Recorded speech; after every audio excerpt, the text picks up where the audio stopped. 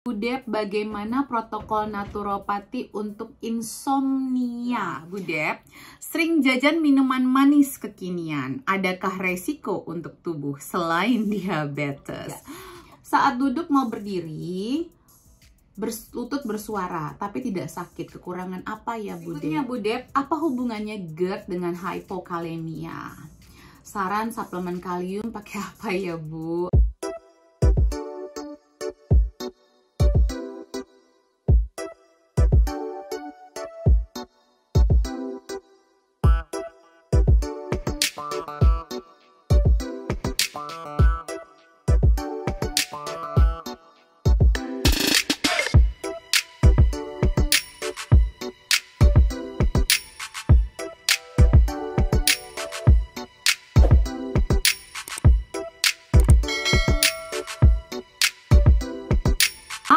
Kembali lagi bersama saya, Debbie Jamri, your favorite naturopathic practitioner. Sudah selesai hari saya berkonsultasi hari ini, saatnya untuk membuat video-video YouTube. Kali ini saya akan membuat video Tanya Sehat Debbie, di mana teman-teman bisa bertanya apapun setiap weekend di Instagram, akun Instagram Root of Life UK. Nanti saya jawabnya di sini. Jadi jangan lupa untuk di-subscribe, di-share agar akun ini bisa maju dan terus memberikan manfaat bagi teman-teman semua.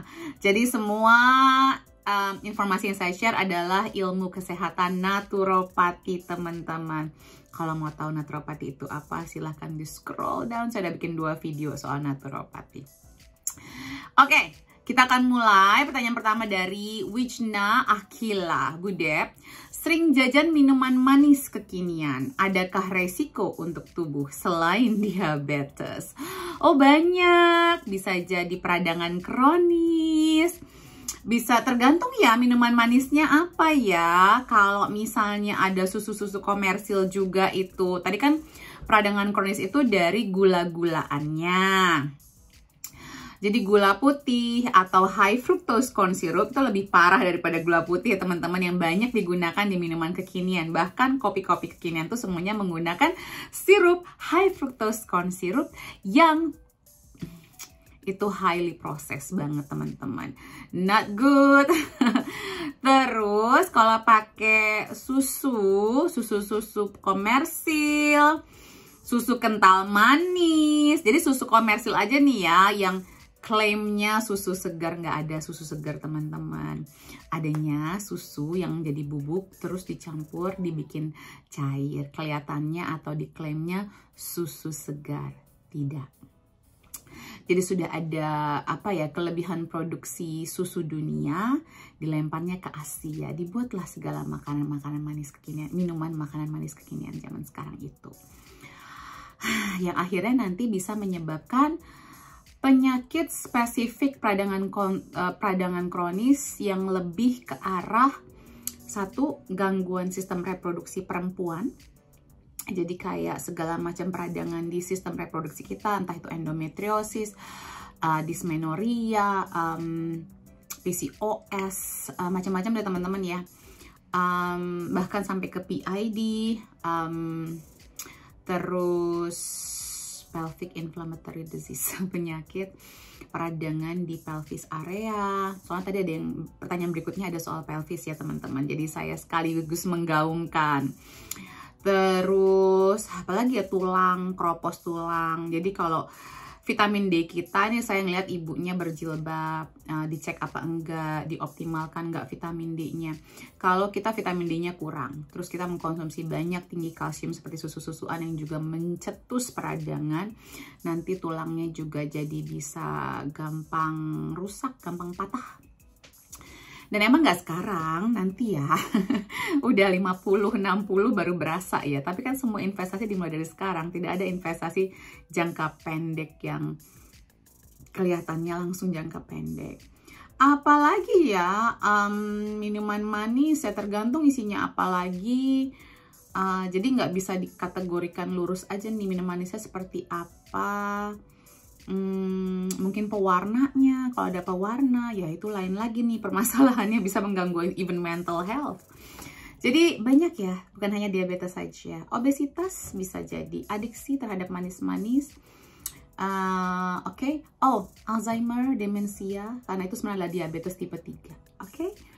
Jadi diabetesnya bisa dikontrol, tapi demensia dan Alzheimer belum ada obatnya, teman-teman. Dan itu lebih parah dibandingkan diabetes. Berikutnya dari Evelyn Nemp. Bu Dep bahas detox untuk anak autis sembuh, makanan-makanan apa baiknya? Ibu Evelyn, autism itu luas loh Bu, bahasannya. Nanti rencananya saya mau bikin kelas khusus, jadi kelas berseris ya. Karena nggak mungkin saya jawab dalam waktu 10-15 menit aja. Mohon maaf Bu, saya pengen banget bantu.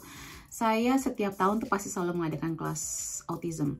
Tapi kayaknya butuh beberapa sesi ya, karena satu kelas itu kayaknya kurang cukup. Terus makanan apa baiknya? Nah, ini kan kita ngomongin autism itu ada beberapa ciri khas ya. Kebanyakan atau pada umumnya mereka mengalami gangguan MTHFR, kemampuan tubuh untuk mendetoksifikasi racun keluar dari tubuhnya. Makanya seakan-akan kayak mereka tuh punya brain fog gitu, nggak bisa berbicara, karena sebenarnya otaknya tuh fuzzy.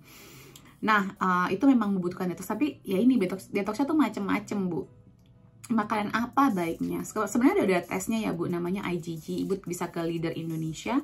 Kalau di sana harganya lebih murah, karena bilang aja kliennya Bu Debbie, saya balikin komisi dokter saya ke pasien. Jadi makanannya makanan yang sesegar-segarnya, whole grains, alaminya, yang minim racun, makanan yang aman buat tubuhnya orang itu masing-masing, karena setiap orang punya, dan biasanya anak autis pasti punya alergi, semuanya. Ya, jadi ini mohon maaf aku nggak bisa bahas secara seperti yang Ibu harapkan, tetapi ya tadi coba makan senatural mungkin, hindari sebisa mungkin semua yang proses. Berikutnya dari Ibu Laras, panjang sekali S-nya. Izin Bu, apakah turun peranakan stage 2 bisa disembuhkan secara naturopati? Gini, tergantung pemahaman Ibu soal naturopati apa. Naturopati itu adalah gabungan ilmu kesehatan tradisional atau complementary, pelengkap. Jadi bisa macam-macam Bu. Kalau dari medis kan mungkin salah satunya adalah operasi. Kalau dari kami, Ibu bisa olahraga. Jadi banyak sekali ini, makanya salah banget ya, banyak perempuan yang dilarang untuk berolahraga. Tapi mereka tuh harus olahraga untuk menguatkan pelvisnya. Terus asupan makan yang menimbulkan peradangan kronis ya, seperti tadi yang saya jelaskan di pertanyaan pertama ya, itu menyebabkan jadi lemah ya ototnya ya teman-teman. Jadi nggak kuat, terus juga kurangnya olahraga, makanan-makanan yang menimbulkan peradangan. Jadi sebenarnya bisa juga kita perbaikin disknya. Jadi bisa ke chiropractor mungkin ya teman-teman, diperbaikin dari situ. Nanti habis itu latihan strengthen dan rubah pola makannya. Jadi seperti itu sih, dan koreksi kekurangan nutrisi kita. Jadi kayak keseluruhan gitu Bu. Tergantung pemahaman Ibu soal naturopati apa, tapi bisa sih. If you want to, bisa. Pertanyaannya, Andanya mau berubah apa enggak? Berikutnya dari Paija Hamatullah 03. Saat duduk mau berdiri, lutut bersuara, tapi tidak sakit. Kekurangan apa ya Bu Dep? Bisa jadi vitamin D-nya dicek dulu. Nah, vitamin D itu berhubungan sama kalsium dan magnesium tentunya. Jadi magnesiumnya tuh cukup apa enggak, air putih bisa jadi, air putih sesimpel itu ya teman-teman, lemak sehat juga. Nah, tapi kekurangan vitamin D juga erat sekali hubungannya dengan kurangnya asupan lemak sehat. Nih aku curiga ibunya nih berjilbab, karena fotonya ada foto wanita berjilbab. Jadi pastikan ya vitamin D level kita optimal, khususnya bagi yang berjilbab. Saya aja nggak berjilbab kekurangan Bu. Oke, berikutnya, dan jangan nunggu sampai sakit ya, baru kita mencari solusi. Terima kasih loh untuk bertanya sebelum sakit. Bagus sekali. Ibu Nia Naya 18, Bu Dep, kalau banyak makan kol itu jadi sering kentut. Apakah ada treatment khusus Bu? Sebenarnya itu adalah ada ketidakseimbangan bakteri baik dan bakteri buruk dalam tubuhnya Ibu Nia. Jadi sebenarnya sih kalau dirutinin itu akan terbiasa. Jadi kol ini kan tinggi serat, Bu, tinggi sekali seratnya. Nah itu yang menyebabkan kayak langsung wah, kalau banyak serat itu kan kayak kitanya awalnya nggak nyaman, tapi lama-lama akan terbiasa. Treatment khusus mungkin mengkonsumsi probiotik ya Bu, probiotik, dan mungkin awali dengan kol yang either dimasak atau teman-teman bisa di jus aja. Jadi di jus aja, air kolnya aja, ini bagus banget loh buat penyembuhan GERD dan masalah-masalah pencernaan. Actually, saya pernah melakukan challenge 1 bulan jus kol 250 ml sehari. Mau? Apa kita bikin challenge besar-besaran? Berikutnya Bu Dep, apa hubungannya GERD dengan hypokalemia? Saran suplemen kalium pakai apa ya Bu? Hubungannya banyak. GERD itu bisa menghalangi penyerapan nutrisi Bu. Nah biasanya orang yang kena GERD itu biasanya suka makan olahan, ultra olahan bahkan. Dan paling jarang mengkonsumsi makanan yang segar. Entah apa alasannya, mungkin malah takut nanti sayurannya membuat GERD dan lain-lain. Itu hoax ya. Kalium itu banyak dari makanan yang minim olahan Bu. Sesegar mungkin, sesimpel mungkin. Kalau bisa mentah-mentah itu tinggi kaliumnya. Jadi ini aku curiga Ibu tuh sering makan di luar dan makanannya makanan jadi, makanan ultra olahan. Suplemen, aku nggak akan menyarankan suplemen langsung ya Bu. Tingkatkanlah, beresin dulu GERD-nya, sembuhin GERD-nya. Habis itu bisa bisa sembuh nanti hipokalemianya gitu. Jadi makanan-makanan yang sesegar mungkin itu paling tinggi kalium atau potasiumnya. Ya sebenarnya ada sih beberapa kayak Tone Research itu ada potassium citrate, Now Foods juga ada Natural Factors, ada apa lagi ya, Life Enhancement, Swanson, ya ada beberapa. Jadi cari yang potasium sih. Aku cari yang kapsul, Metabolic Maintenance. Tapi aku lebih senang menyarankan kalau potasium atau kalium ini dari makanan segar.